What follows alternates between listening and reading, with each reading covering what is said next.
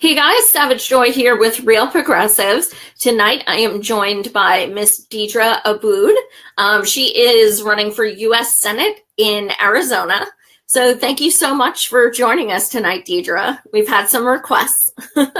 Well, thank you for asking me, and thank people for asking you.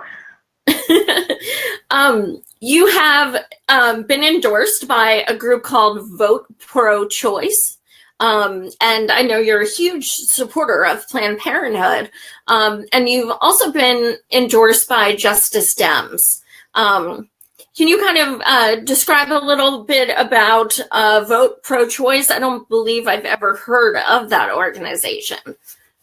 So Vote ProChoice is an organization that works around women's sexual freedom, particularly in their access to birth control and even abortion and correct information about how their body functions and what their options are in life.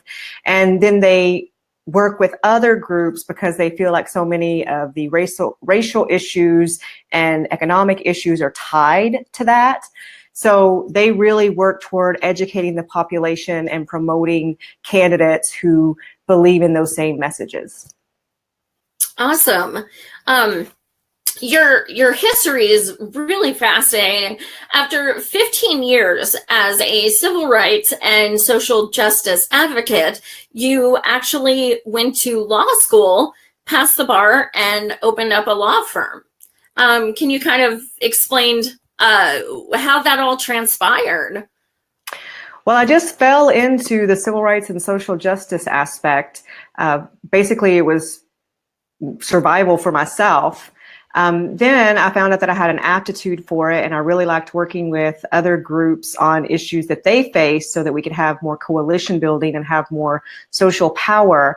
And then I decided to go to law school because I kept hearing from school systems and workplaces and governments that they knew the law, but that they didn't have to follow it as long as no one was suing them. So, yeah, I mean, you know, it's kind of getting out of control, and I wanted to be able to have that law degree and that power to fight back. Absolutely. And from interviewing so many candidates, it almost seems like that's kind of a natural progression. There's so many people in law who end up running. Do you think it's because you see so many of the injustices that do take place? I think for a lot of people, they go to law school because they see the injustices. Some people go because they want to make a lot of money. But I think most people, even if they get out and want to make a lot of money, they actually went in because they saw the social wrongs and wanted to be a part of the correction.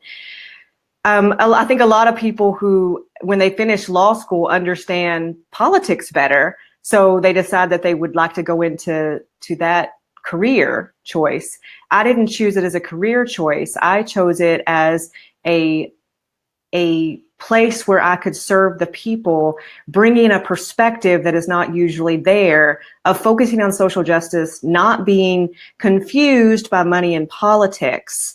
And I would like also to bring the concept to the Congress floor that we actually should read the bills before we vote on them, especially people who have a law degree. Absolutely. Yes, that would be refreshing. We would all appreciate that. I liked one of your quotes particularly. It's something I ask all of my guests about. You stated, "No matter what happened in the election, I needed to unite our country moving forward." So by that, is that implying that even if Hillary won, you still would be doing what you do? You know, yes, because I made that decision in October of 2016, and I literally said, it doesn't matter who wins this election, the damage is already done.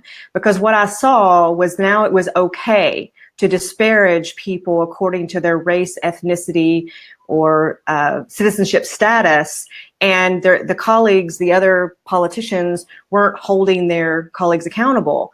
And white supremacists suddenly were loud and proud and had just as much right to be in the ideas marketplace as the rest of us. And I knew that we needed to have conversations deciding who we were as a country, because we did not decide that in 2016. Right, absolutely. Right now, you're posting a lot about the March for Our Lives, like pretty much everyone is. Mm-hmm. I know that you went to your local one. What was your interpretation of the turnout and the people you met? How was that experience for you? I actually did not go to my local one. The local one was in Phoenix, and it was the largest one in the state. They had 15 to 25,000. I went to one of the other 7 in the state in a very small town, a military town, Sierra Vista, because I felt like those young people would not get the media attention or the political attention that the Capitol would get, and I felt that they deserved it. So I went and supported a smaller town in their march. Awesome. You also, as far as you get a lot of attention, mostly because, okay, like this woman in the comments, for example, just so you know, Cynthia, she was born in America. You're kind of the epitome of the kind of, person I am going to explain right now, the xenophobic, uneducated one. But anyway, so, you get a lot of personal attacks on social media and even in person. And it's pretty disgusting. You've actually been running for almost a year. And, it seems like there's just so much ugliness on your pages and things like that. The thing that interests me, however, is you don't delete the comments and you don't get nasty back, which takes a lot of class and a lot of restraint. I know I've read some of your stories where you were, for instance, at a coffee shop and a vegan shop, and white supremacists were protesting you, things like that. What has it been like? Where do you get your strength to just kind of combat so much ugliness? So whether I was running or not, I would still get this. And a lot of people get this, and not just Muslims. People of color get this, Native American gets this. Asians even get this. I mean, it's pretty much across the board. And of course, women, we get the extra hidden microaggressions. When I decided to run, I knew what I was getting into. I knew what would come. And this is exactly part of the conversations that I wanted to have. For someone to be able to walk down the street and believe that I must be foreign based on an assumption they are making, and that gives them the right to be mean to me. If we don't combat that, then my neighbors suffer. So that's what I'm talking about when I said we need to have conversations. And it's not just about that. We also need to have conversations, about healthcare and education and net neutrality, things that most people who are running for office stay away from and just say the nice things trying to get voted in. I want to win your vote because I'm transparent, I'm honest, and I'm willing to dig deep and have the really uncomfortable conversations that'll make our country move forward the best that it can after such a disaster that we have experienced in the last couple of years. Absolutely. You also talk about separation of church and state, which is awesome. I wish more people did. So I think it's such a good way to make people step back and realize there is a separation of church and state. So we need to actually separate these things anyway. Now, I know when you made a post about that, it kind of, evoked some backlash with some people, which doesn't make much sense. But how are you dealing with that? Do you think people are being more perceptive to not just seeing you as the Muslim candidate, but seeing you as a progressive with a populist platform for we the people? The majority of the people totally see me as a qualified candidate that they can get behind, that's progressive, that's speaking about the issues in the way that they want to hear, that wants to take us in a direction that they want to go. You just had certain people who were loud and proud. The majority of the people are just quiet. They're just trying to get by, pay their bills. They'd like people not to pass laws that cause them to be homeless and file bankruptcy and die because they can't afford health care, and GoFundMe's just not cutting it for them. Most people are very reasonable in that way. Separation of religion and state, and I say religion because it should be all of them, even though the legal term is church and state. It's important because no one has religious liberty unless everybody has religious liberty, and that includes people who don't want religion at all. Every attack every attack against women's sexual freedom and every attack against the LGBTQ community is because someone is using their authority in government to try to pass laws to hurt people according to that person's religious interpretation. And that has no place when you take an oath to serve the people. Absolutely. Speaking of healthcare, you are a very strong supporter of universal healthcare or Medicare for all. You actually, on your website, you share some about your story growing up, about how your mother worked 2 to 3 jobs to help afford, healthcare and medical bills and such. Do you want to touch on that and how that affected you? Actually, my mom worked 2 or 3 jobs just to put food on the table and keep a roof over our head. I had played softball for several years and volleyball too, but when I was 14, she wouldn't give me the $25 to play softball, not because $25 was a lot of money, and it was, but because we didn't have health care. And she lived in daily fear that one of her daughters, and I was the youngest of 4, would get hurt and we would be wiped out immediately from one emergency. I'm 46 now, so over 30 years later, more people are in that position rather than less. So absolutely, we need to catch up with the rest of the industrialized world, because we are the only industrialized country in the world who has not figured out how to cover everybody in healthcare and make sure they don't die just because they can't afford an emergency. Absolutely. And something that, pretty much everything as progressives we fight for, it all comes back to taking money from corporations. And you have taken a stand, and you will not take any PAC money or anything like that. You're against Citizens United. Do you want to explain why you came to that decision? Why you decided early on you were not going to accept that money? Because that money is why we get bad laws. Our elected leaders are more concerned about getting their next donation from a corporation or big donors. So they have to vote according to what they want instead of what's best for the country. If we could get money out of politics, we could actually have people who were worried about the people that they're supposed to be serving and making decisions based on what's better for the country instead of what's better for their donors and their own pocketbook. So I decided to sign a contract because I am an attorney and believe that we should sign contracts when we make promises, so that if we were to go back on our promise, you could actually hold us accountable in court, as opposed to just trying to get us voted out next time after we've gotten so much popularity and name recognition. So when I started, I was one of the first candidates to do it. Now it's across the country. So many candidates have signed this contract, and we have 7 people in Congress right now that have said they will not take this money either. So this is a real movement. Not to mention 97% of the population, regardless of political party, also would like to get money out of politics. Right. I actually had Congressman Roe Khanna on, who drafted the bill to get those 7, including him, congressional members to sign.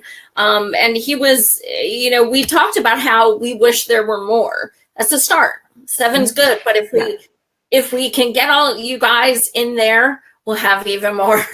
If you are currently in Congress and you already have over $5 million in the bank, you should be the first one to say, you know what, I'm going to cut the strings. I can do this without being tainted by people who are trying to control me. Absolutely.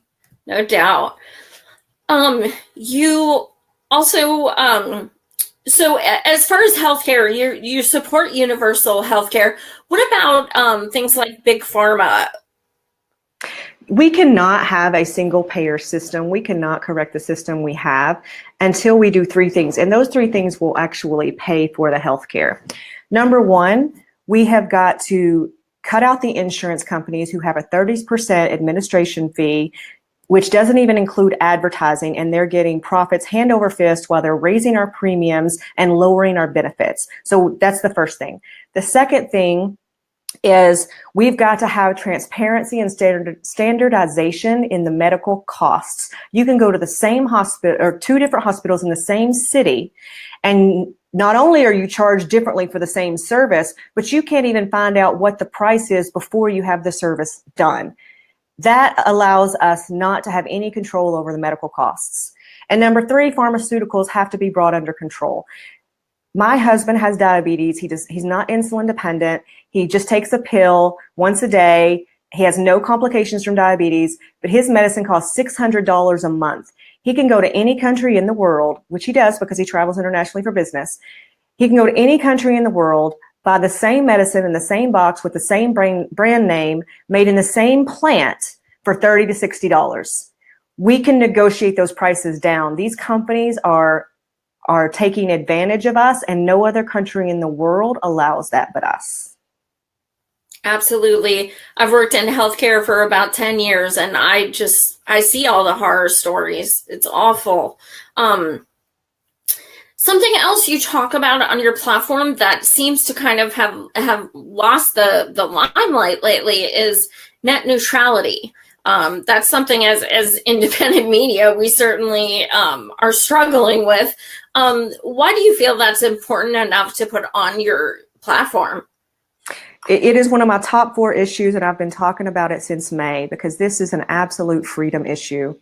We cannot allow corporations, relationships with corporations to decide what our internet looks like, what speed it is, whether we can have access to certain data, how much we pay for it. This is the internet now and cell phone service. This is like a utility. Some people actually do sit down, a lot of people actually do sit down and decide what they can do without, how much less food can they buy a month in order to have cell and internet service. It is that vital to our existence now. Net neutrality, it also feeds into internet privacy, which is actually a separate issue, which is also one of my passions. And we're seeing that now with all of this selling of data, selling of our personal data from the different platforms that we participate in, and don't have a lot of choice to leave them because we're mad because there's nowhere else to go. That's when a free market system that everybody's talking about. Free market system only works if you have some control on the market. If you can have choices and you can punish a company for what they're doing by moving to another company. We don't have that option, especially in the internet. There's so much monopoly within the internet. Even though monopolies are supposed to be illegal, they actually are monopolies. And the government has a moral responsibility to regulate these multi-level companies and corporations that have so much effect on our life that actually can control our lives. Because we as common people, no matter how much we get together, we cannot combat these mega corporations. The government has a moral responsibility to make sure that they're doing oversight. And by the FCC stepping aside, they gave up that moral responsibility. They said, we're on our own and we don't have the capacity. Right. Absolutely.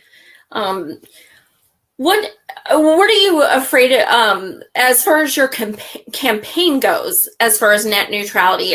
Do you fear that they're going to censor things that you'd like to get out there for your campaign? Well, I mean, we're not that we know of, and information comes out all the time over 2016. We're not going to know what happens this year until years from now.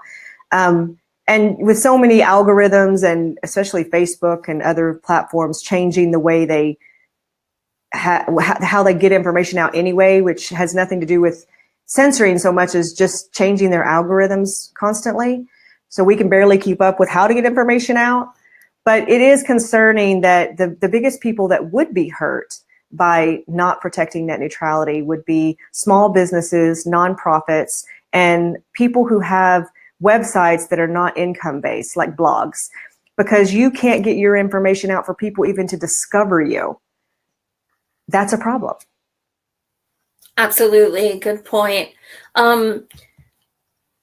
There's also a section on your website about the environment. That's kind of a big, broad topic, but what are some of the elements of the environment that you'd like to protect / change? Well, number one, I start talking to people about, regardless of how you feel about climate change, and I happen to be a believer, especially here in Arizona, regardless of how you feel about that, I think that we can all agree that poisoning our food, water, and air is probably going to kill us. So we should probably have some protections to make sure that corporations aren't doing that, just, for our own survival. But on top of that, we need to have more alternative energy. I mean, other countries are leaving us behind in technology on alternative energy, and it's both good for the environment and good for long-term jobs. I would like to protect the monuments. I mean, the Bears' ears, it upsets me to no end that basically we're doing manifest destiny again.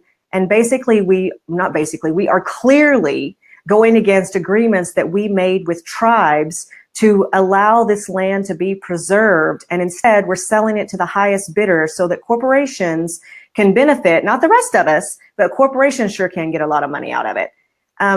These are really concerning things. Water is a big issue from California to Arizona. We are not protecting our water. We are allowing Nestle, for example, to come in and take all the water they want while we're supposed to be being very conservative with our water. And then we keep hearing threats of we're going to run out of water. Well, if you'd stop letting Nestle have it for almost for free to sell back to us in bottles, then maybe water wouldn't be such an issue. And in Arizona, it's kind of the number one issue. We don't have a lot of it. We happen to be a desert. Right. What other things would you like to focus on? Are you passionate about fracking or pipelines?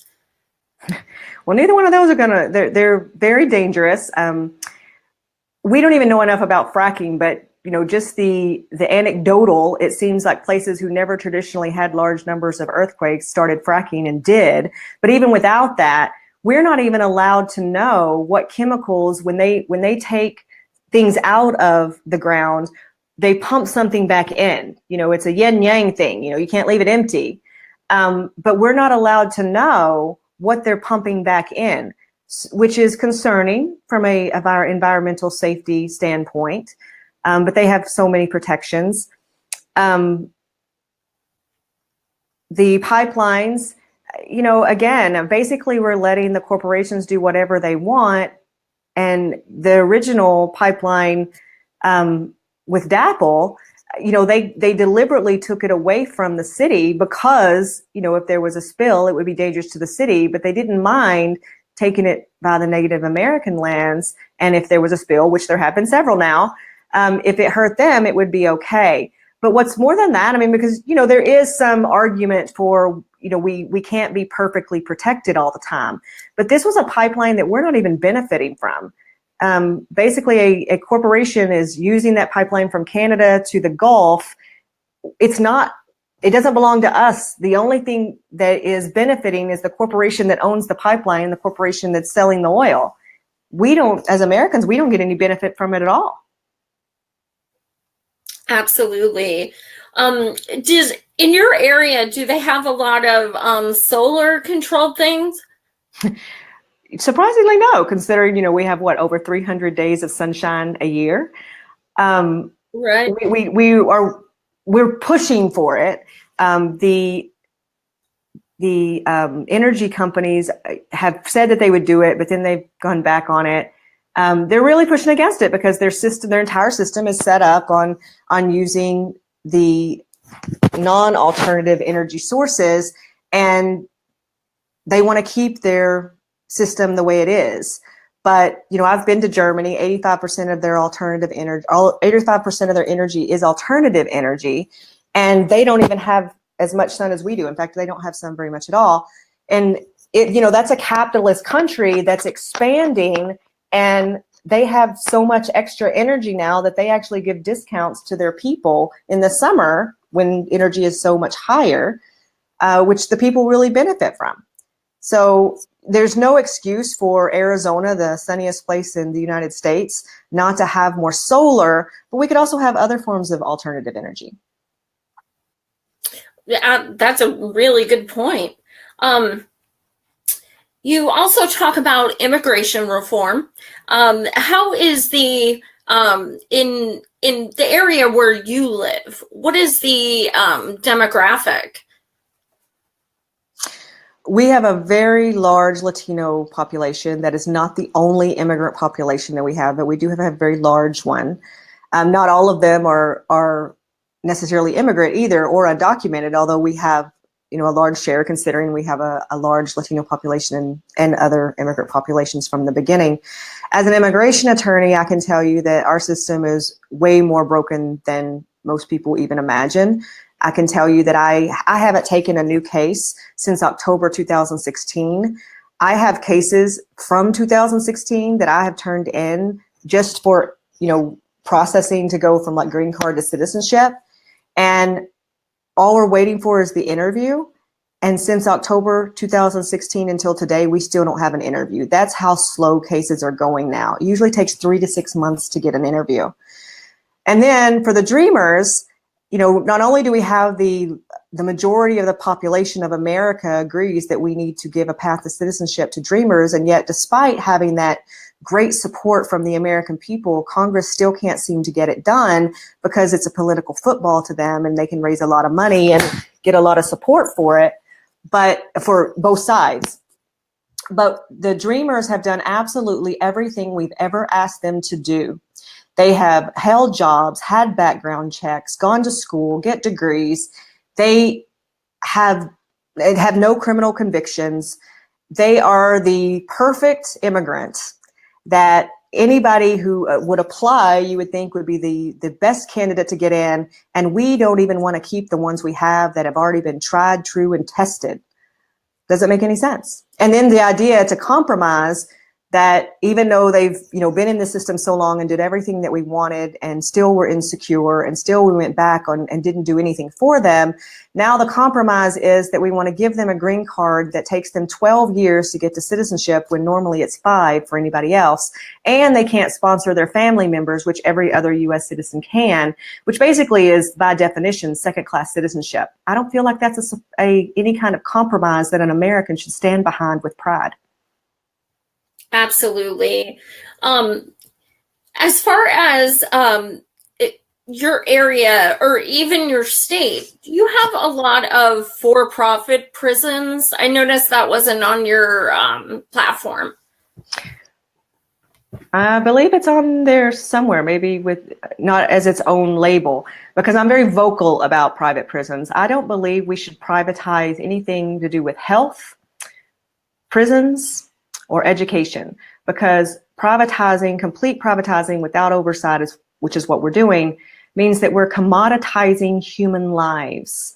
Private prisons are simply allowing private prisons to make profit over filled beds. They have an incentive to encourage our legislators to create more criminal laws to get more people to fill their beds. And then their contracts say that if they're not 80 to 90 to 95% occupied, the state has to pay them for the beds anyway, which gives an incentive to lawmakers to get as many people in those beds anyway, because they have to pay for it anyway. So it's a very dangerous thing. I think that if we're going to have public-private partnerships or we're going to have private prisons, there has to be a lot of oversight, and people who are making profit should have a higher standard than any other system. So if people are going to go into prison, they should come out better than they went in. So private prisons making so much profit should also be responsible for doing education, giving life skills, teaching the people how they could do better while they're in prison so that when they get out, they could actually be better citizens too. Absolutely. I know you loosely touch on marijuana, cannabis on your platform, and you said you understand why it's up to the state. As far as Arizona, do you support legalizing cannabis? We have medical cannabis. So you mean, are you saying recreational? Yeah, right. I'm not opposed to recreational cannabis at all. I am a huge advocate for medical cannabis. I can definitely see the problem with medical cannabis, and it's on the state level. because you have to pay so much for the medical cards. You have to have a recognized illness. But there are plenty of doctors who are willing to say that you have an illness that maybe necessarily isn't your primary illness or even your illness at all in order for you to get a card. It's not a fair system at all. But my website does clearly state that I want the federal government to decriminalize it completely and get out of the business of enforcing it.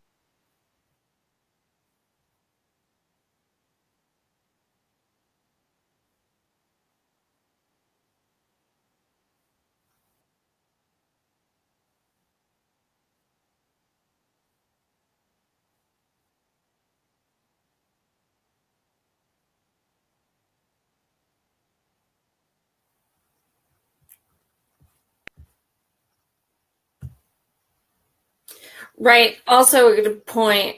I'm seeing there's some questions in here. The one interesting thing was that I'm kind of digress a little. A gentleman in here stated that he's a Green, so he's not voting in the primary. However, he hopes that you beat the gentleman in there now. The one thing that was interesting with him is that he is a Republican incumbent. However, he did defend you. I don't know if that was opportunistic. I don't know because I don't know him. But he defended you when you were being attacked for being Muslim. So I thought that was very interesting given he is a Republican. I think Senator Flake has a moral compass, and I think he's having a lot of struggles right now with what the Republican Party requires of him and what will let him look himself in the mirror and sleep at night. Although I will tell you he's not technically the incumbent anymore because he's not running again. He has said he's not running for this office, so it's an open seat this year. Awesome. And as far as Arizona, I got conflicting information. Are you guys an open primary state? We are an open primary state for everything except for the presidential preference election.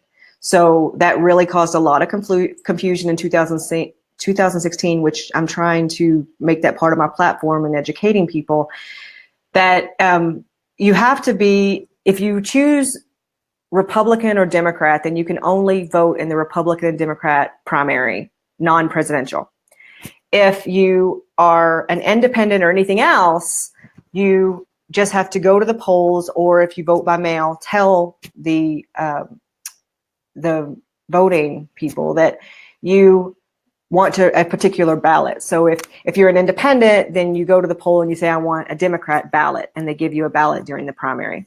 But the fact that people were turned away at the presidential preference election in 2016 made independents think that they could no longer vote in primaries. So a lot of them didn't show up for the next primary, which was for every other office. Right, absolutely. Burners definitely got screwed in many states, including Arizona. Yes, okay, so the guy is who's a Green is happy because now he can vote for you. Right. What do you think needs to be done as far as election reform and voting reform? What can we do to ensure we don't have another basically what the DNC did to Bernie supporters? How can do we go to open primaries, paper ballots? What would you like to see in the future? First of all, let me reach back with the Green. If he goes in and asks for a Green ballot, because they also have their own ballot, then it only has the Green candidates. So if there's only one or two Green candidates and you're not passionate about them, then you have to ask for the Democrat ballot in order to vote for me, but you can't do both. It's been really funny about, I don't know that I haven't really seen the conversations among the Republicans, but among the Democrats, they're very, very passionate that they want to be the only ones that decide the Democratic option for the president. they don't seem to be quite so passionate about protecting every other election, just the presidential election. And they feel like it's not a burden for you to change your designation to Democrat and make that decision, and then you can change it back. So that's interesting. But in Arizona, one of the big things that happened across the country, on top of a lot of other things, was that some rules changed as far as voting rights law.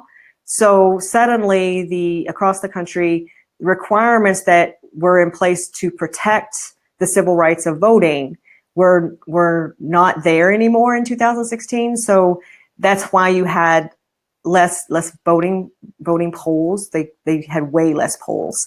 And then you had some other problems. So that really created a lot of chaos. I know in Arizona, in Maricopa County, we have a really good person who's running the elections this year, our county recorder, and he's actually updated it, made it computerized. So you know how if you lose your information for the bank, you can verify yourself through information online and you can still get into your account. And believe it or not, in 2018, you can't do that with the government. But our county recorder did create that system. So in Maricopa County, if you went in without your ID, you'd be able to verify yourself just like the bank does and still be able to vote.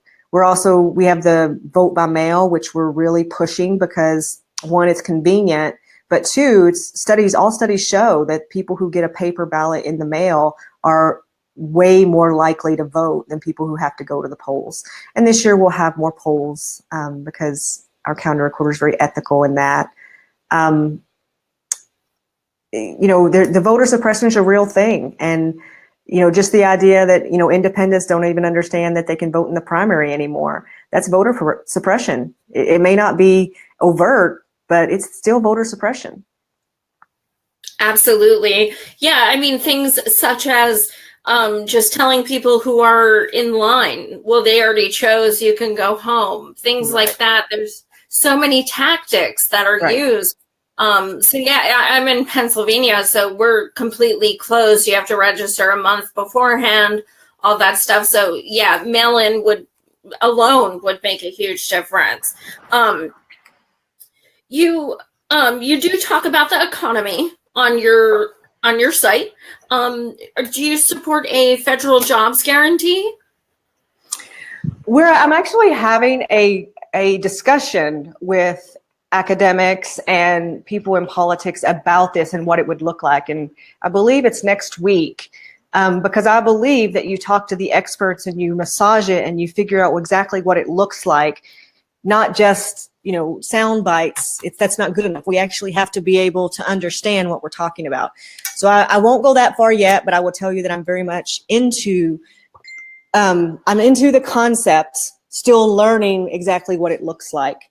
I definitely support living wage. I believe that we have to have the living wage has to be raised on the federal level because in Arizona, we put it on the ballot in 2016 to raise the minimum wage, and we were successful in doing that. But now the state legislature is trying to overturn that.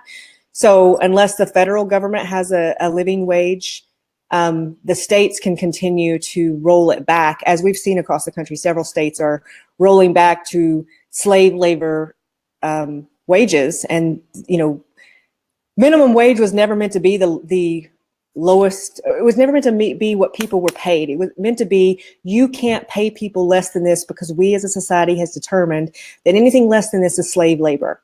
And we don't want that.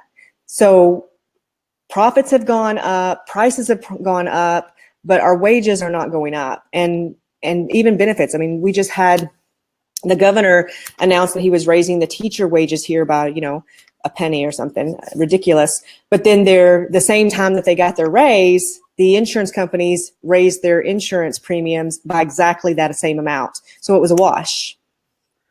Wow, that's incredible. Speaking of the teachers, you posted that you fully support the teachers. There are some teachers on strike and everything. What do you think that we can do besides protesting, what can we do to, get these teachers the supplies they need and the the money they need and everything like that? Well, number one, I think that people have to talk to people. And number two, we've got to vote in people who believe that teachers are a profession and should be respected rather than being paid and treated like underpaid babysitters, because they could literally make more money as babysitters. Arizona's like number 47 or 48 in the country. We're 50 for some things. So it's, whatever you choose, we're not doing better than 47. And our governor is very proud that we're not 50. He just is not upset that we're 47 or 48. He's just pointing out the fact that we're not 50. So he doesn't really understand what everybody's upset about. But we've got to bring the information. We've got to replace people who want to deliberately defund education, which is going to cause us to become a failed state. It's absolutely a given. And also, we've got to understand that this is not about throwing money at the problem. This is about stopping our legislators from continuing to steal the money that's already set aside for education, because that's what they do in Arizona. We have the education fund, and we keep passing all these laws and passing all of these extra sales tax and bond issues to get more money into this pot. But then they keep stealing the money from the pot because they know as long as we say, well, it's for the kids, people will keep raising the taxes on themselves. So the problem is not that we need to throw money at the teachers. They need to raise money at the school systems. It's not that we need to throw more money at them. It's that we need to stop stealing the money from them. Right. That's a really good point. We have a few questions in the comments. Johnny, who is also running, not in Arizona, but he wants to know if you are supporting Marcus Farrell. Me and Marcus Farrell, we're buds. Oh, okay. I'll have to look into him. Yes. So there you go, Johnny. He actually is endorsed by Our Revolution already. I'm still waiting. I'm still waiting on my decision. I've been nominated, but he's already been endorsed. Awesome. What is creating hesitation with you agreeing to their endorsement? It's not me agreeing. So it's just a system. So the local Our Revolution groups nominate you to the national, and then the national has to look at all over the country people who have been nominated, and they have a process.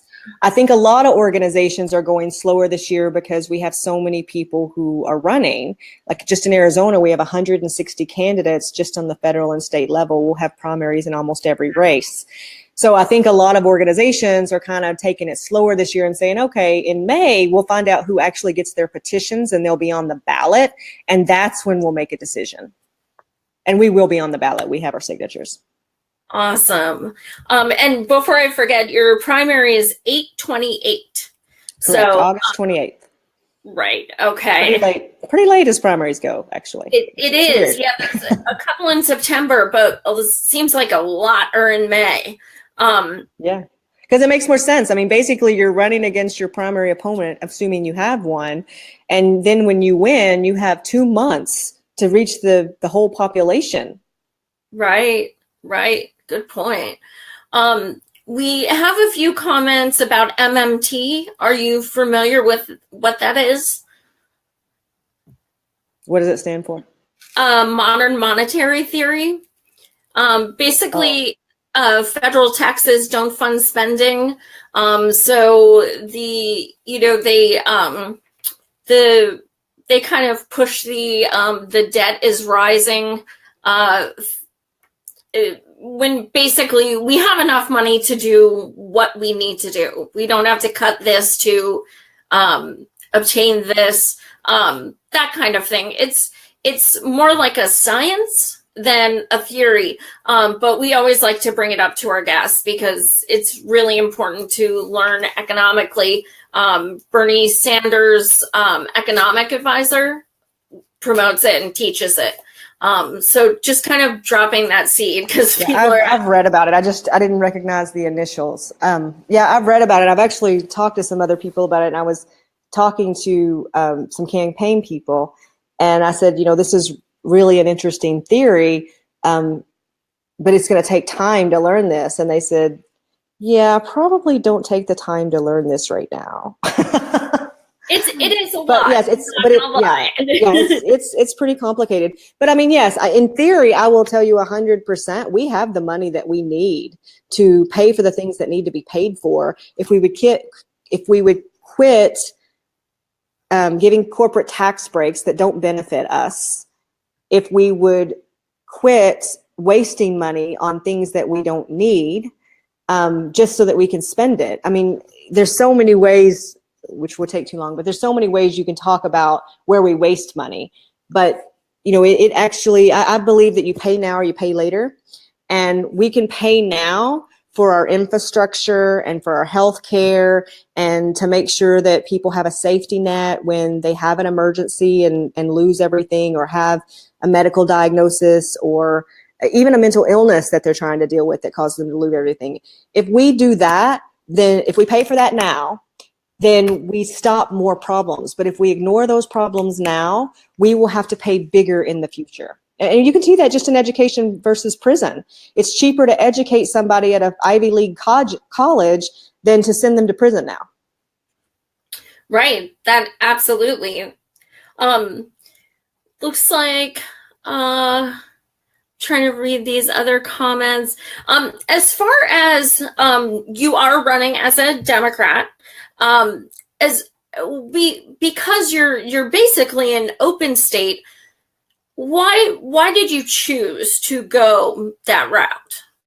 I believe in the Democrat values. They're very clearly stated, and they're a beautiful thing on the DNC website and on the state website and on the county website. The problem is we have so many candidates who are not running on our values and pretending that those values are not on the DNC website. So I don't have a problem running as a Democrat because I want to run as a Democrat, because I want to bring up those values that we seem to forget are ours too often as candidates. People remember them. People want us to fight for them. That's why they're on the DNC website. But although I'll tell you, in general, Arizona, not running as a Democrat or a Republican is an extremely uphill battle.